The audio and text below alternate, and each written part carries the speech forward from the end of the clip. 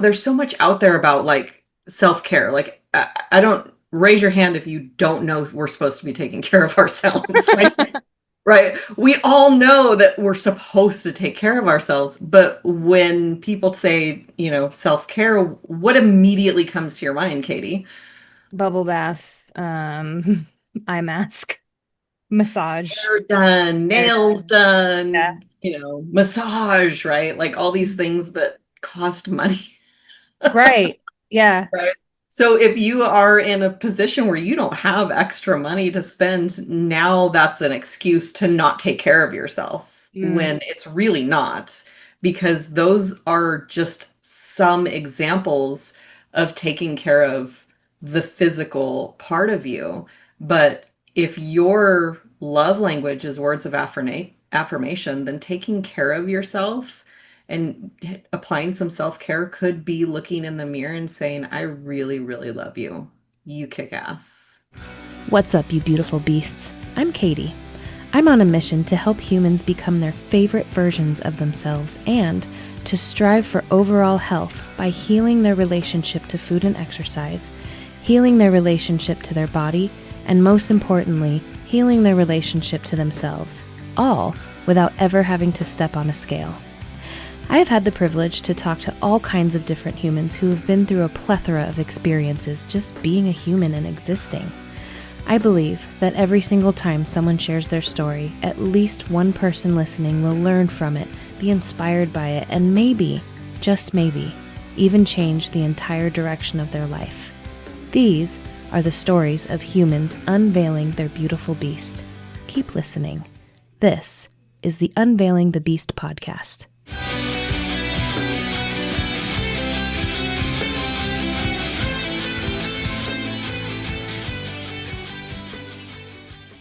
Welcome back to the Unveiling the Beast podcast.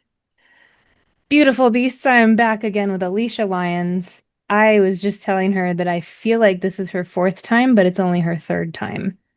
But I shouldn't say only your third time because, like, you rocked the first two times so much that I thought it was your fourth. And I'll probably rock this one too, just to so we're all on the same page. Okay. But I asked her to come back on because she posted a podcast episode of her own, which I will link in the show notes. And I was so intrigued by it because it has to do with the love languages, which she'll get into. Um, and one of the pillows of health in unveiling the beautiful beast is connections and healthy relationships. And so typically the what did I just say that you're going to talk about? 5 love Thank languages. you. The love languages deal with relationships with other people, but her episode was about applying it to your relationship to yourself. And I was just like, come back on the show. Actually, it was more like, come back on the show. So, and we always have a good laugh. I Um, think that's the most accurate thing you've ever said. unless it was a polo, and then it was more like, come back on the show. Anyway, um, We'll try to do some actual talking in this yes, episode we and not will. just laugh at each other. Yeah. Um, For the listeners who have not heard your previous episodes, can you tell them a little bit about who you are and why you think you are who you are? Oh, I don't know if I can answer that second question, but Hmm. my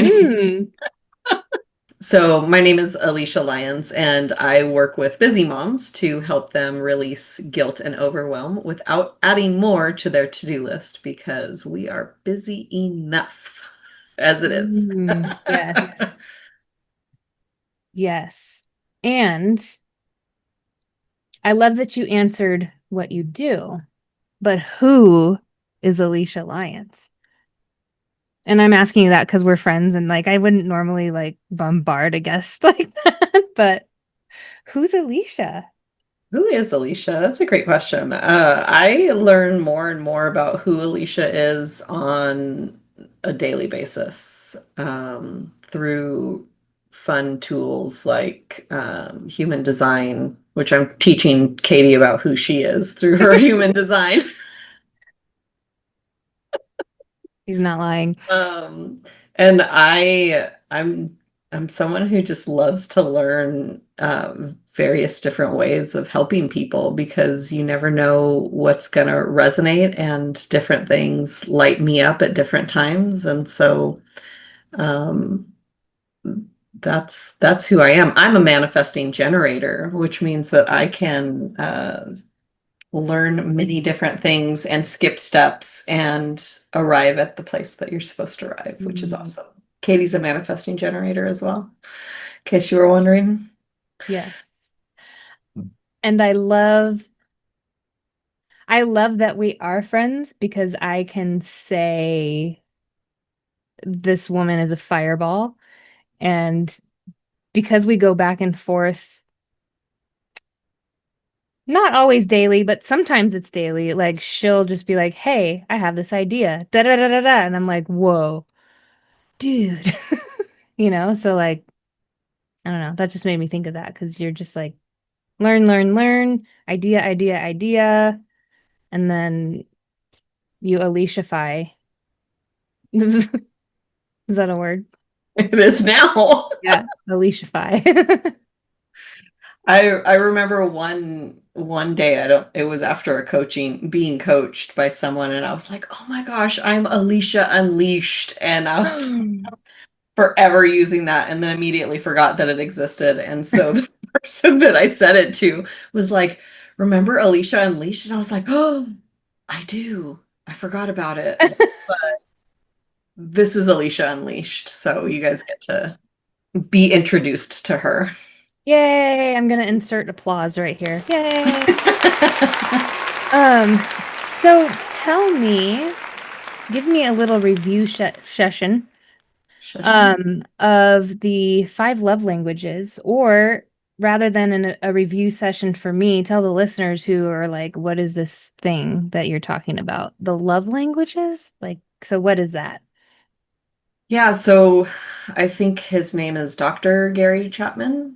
And I might have inserted the doctor, but I know his name is Gary Chapman. And he wrote a book called The Five Love Languages. And it's about showing love in a way that the person that you're showing it to receives it, and also receiving love in a way that you receive it. And I was introduced to this book, I feel like maybe back in 2012. And there's five love languages, hence the name. And it's words of affirmation, acts of service, receiving gifts, quality time, and physical touch. Typically, the way that we show love to other people is the way that we want to be shown love. Hmm. So I kind of dip my fingers in all of the ways because I'm greedy in my love languages. And I was like, you want to give me gifts? I'll take some gifts. You want to give me your free, quality time? Yeah. I'll take some quality time. So Katie raised her hand too. She's Yeah. resonates with that. You want to touch my arm? Okay, touch my arm. Exactly. Yeah. So I feel them in all the ways, but usually people have like one or two that are like the main way that they want to receive love. And I know that when I was a kid, gift giving was like my top. And I even had a boyfriend break up with me because I bought him a Christmas present, a birthday present, and a Valentine's Day present because he was born in February. And so, but I bought them all in October because I was excited and I wanted to show him love. And because I'm excited to give gifts, when I told him I bought him stuff, he's like, "Oh, can I have it now?" And so I gave it to him immediately. And his mom told him that I was trying to buy his love and he broke up with me. And I'm like, Bitch. right? I understand now that that was just the way that she sees the world through her Right. filters, but at Yeah. the time I like ripped my heart out and I was destroyed and it sucked. But I digress. So I had a really impactful aha moment when my son was around 6 years old, about the love languages because I think it was related to my dad actually that I realized my dad and I showed love in different ways. And Mm. so, like quality time, we both had quality time. Um, and but we didn't enjoy doing the same things. So I would like volunteer to ride to church with him before I had any intention of going to church because he was the pastor. So I didn't like the first service. I liked the second service, but I would go to church with him just so I could spend the time in the car with him. Mm. And I would go to the grocery store and I would say, "Hey, Dad, will you buy me a pack of gum?" Because I was like desperately trying to get him to show me this love through my love language, which is funny because it was actually triggering for him because he thought I only wanted to go to the grocery store so he would buy me gum. Mm. And he had a thing about money, like he had his own money Right. story. So it's funny how all that went. You look like you want to say something. No, I don't. I was just, well, I do. It's amazing how I've said this before in a, I don't even remember how I said it, but like when you're able to look at people and know they have different stories, different filters, different programming than anyone else, even like when you're able to see that in people, even if something comes out of their mouth that you just like, ew, you know that that is a result of their programming, of their filters, of their, and like when we can start seeing the world like that versus like them versus us or whatever, like it's just it seems to be so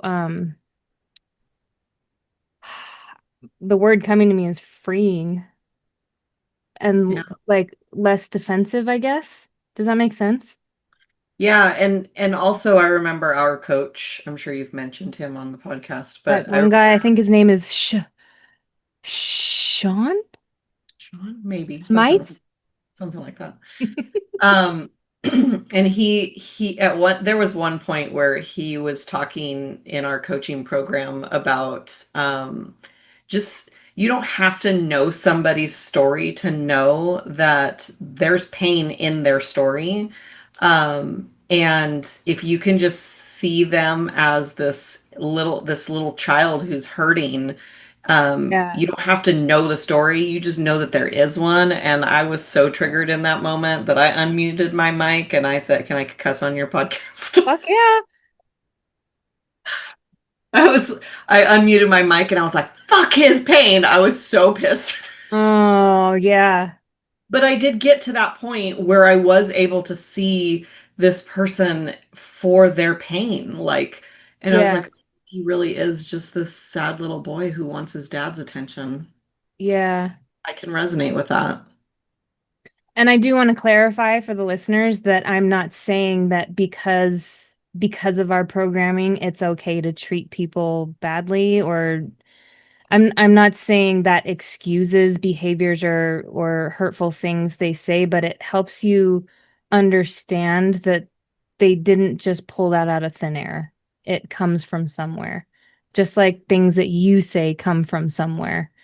So I wanted to clarify because I'm not saying, oh, he murdered somebody. Well, just, it's okay. He had a bad childhood. Because that's, well, In our wound. I almost said that's what I used to do with my ex-husband. He didn't murder anyone, but he treated me like shit. And I would be like, well, he had a bad childhood. I understand.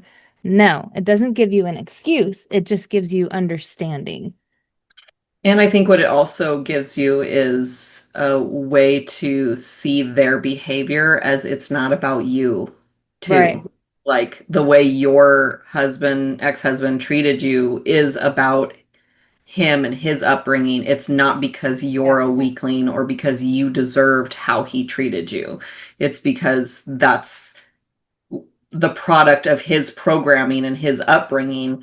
And Katie has a choice of, I deserve better than this. Yeah. So I'm out. Yep.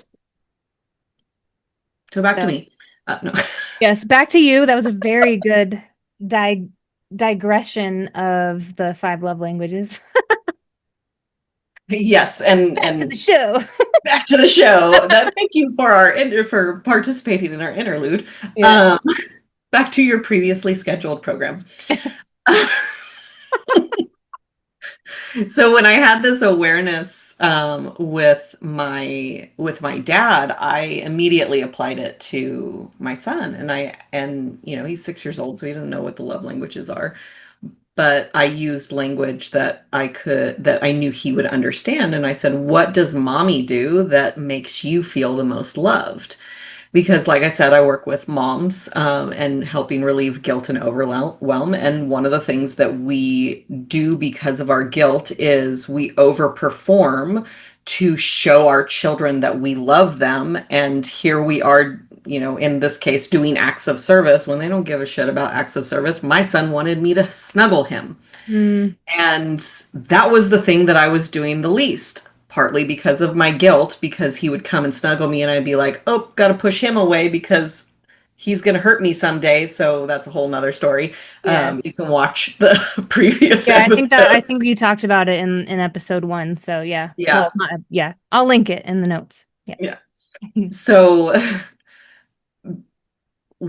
so I also had released that guilt when I realized, oh crap, that's what I was doing. But then I also started snuggling him more. So because I knew what it was that he felt the most, that made him feel the most loved. Mm.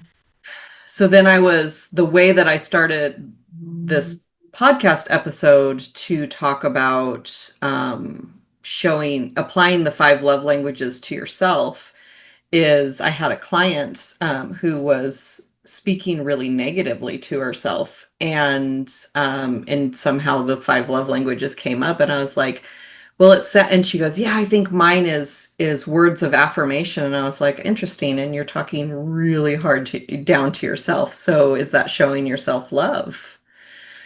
And so it was, big aha for her, and a big aha for me, and I was like, if there's so much out there about like self-care. Like I don't raise your hand if you don't know we're supposed to be taking care of ourselves. Like, right? We all know that we're supposed to take care of ourselves, but when people say, self-care, what immediately comes to your mind, Katie? Bubble bath, eye mask, massage. Hair done, Hair nails done. Yeah. done, massage, right? Like all these things that cost money. Right. Yeah. Right. So if you are in a position where you don't have extra money to spend, now that's an excuse to not take care of yourself Mm, when it's really not, because those are just some examples of taking care of the physical part of you. But if your love language is words of affirmation, then taking care of yourself and applying some self-care could be looking in the mirror and saying, I really, really love you. You kick ass. You're the greatest mom that's ever existed, etc. yeah. I love this so much because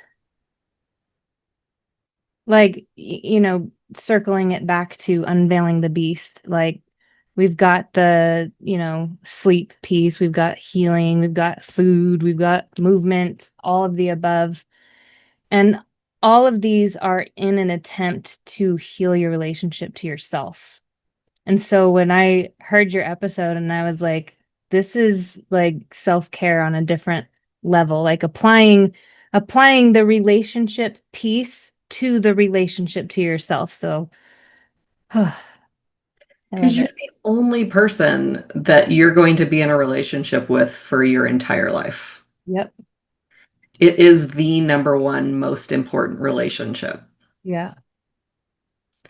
So why not apply the five love languages to yourself? Like what is the way that you want to be received, want to receive love? And my husband and I, like, we our very first fight was around the love languages because Mm. I was trying to show him love through buying gifts. And he's like, I can buy anything that I want for myself. Like that doesn't tip the scale for me. But I hate doing stuff. So if you do Mm. stuff for me, like, but so the next birthday of his, I didn't buy him anything. I didn't spend a dime. I did all of his chores. Like, we have our own system of doing things where he does some chores and I do some chores, and like that's then all the chores get done. So it's not all on me, it's not all on him. Mhm. Um, and he so I took the trash out for him. I mopped the kitchen floor. I made him dinner for his birthday.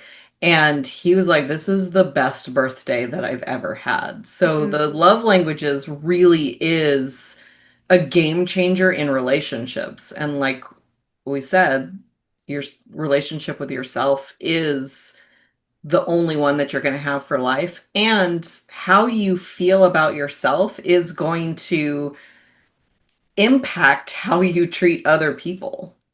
Right. And if you're, I want to say this because it's not like a overnight thing. If you're a person that walks around hating yourself all the time, it's not just like, oh, I'm gonna have one therapy session or I'm gonna have a coaching session and that'll all go away and I'll love myself. No, it takes a lot of work. And I say that from experience because I was the person walking around hating myself all the time. And now I'm in a place where I'm like, girl, you're cute. Look at you. Like, both the physical and the From the inside out. actionable, I guess. Like I would replay things in my head that I've done in the past that hurt people. And that's why I was like, I'm a piece of shit. I'm not worth it. I'm not, it was this constant head talk that took me like 38 years to get rid of. So I wanted to say that because it's not like it is very highly unlikely. I won't say impossible, but it's unlikely that you're going to be like, oh, I hate myself. Let me learn how to love myself. And then it just boom happen.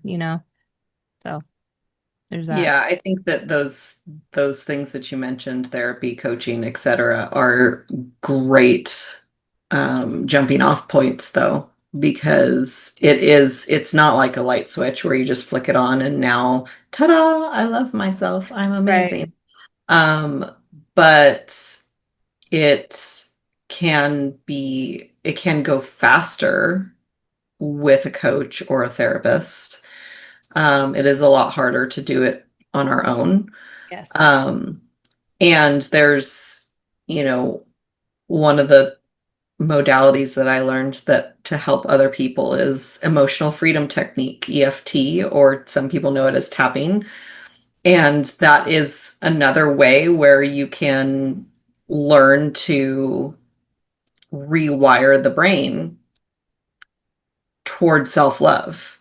Um, and we don't go from I hate myself to I love myself. We want to go from I hate myself to I tolerate myself. Yeah. And then okay, I'm better than average, or even I'm better than I used to be. We don't have to compare ourselves to other people. We could Yeah. compare ourselves to how we used to be, Yeah. and so on. Like, it can be gradual, and probably will be gradual. Looking in the mirror and saying I love myself is not easy, Yeah. but it's worth it. Yeah. I talk about how my relationship with myself was like hate, hate. I hate myself and I hate my body. And then like you said, it gradually turned into this like love neutral. Like I use the word neutral quite often. Hmm. And yeah, it's little tiny gradual pieces. And I highly recommend a coach or a therapist, but more so a coach. Coaching is what really moved the needle for me. I've Yeah. tried both, and coaching was definitely what moved the needle for me. And I mean, I was so we kind of have a morning tradition that we call dog pile because the dogs jump onto our bed and invade the snuggling that is trying to happen.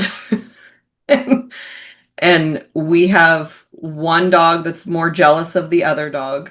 Um, and so and the one that's not so jealous, she is just kind of coming out of her shell and starting to participate more in these love snuggles. And the boy is like, nah, this is me. It's all about me. And he jumps in, he'll squeeze right in. And while this was happening and both dogs were like looking for my attention, I just started singing, everybody loves me, I'm getting all the kisses. Like, and I was just thinking about that song. I was like, that's a horrible song, the way that it's normally sung. Like, that Right. we go around saying this stuff and feeling this way about ourselves. And it's like it just colors everything back to the what we were talking about earlier in our interlude. Yeah. I also want to add the inner child piece Mhm. because when I was hating on me, I was hating on her.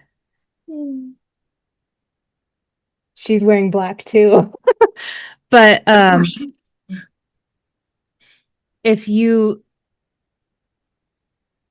take the words that you're saying to yourself and ask, would I say that to her? You know? And if the answer is no, then shut the fuck up and stop saying it to yourself.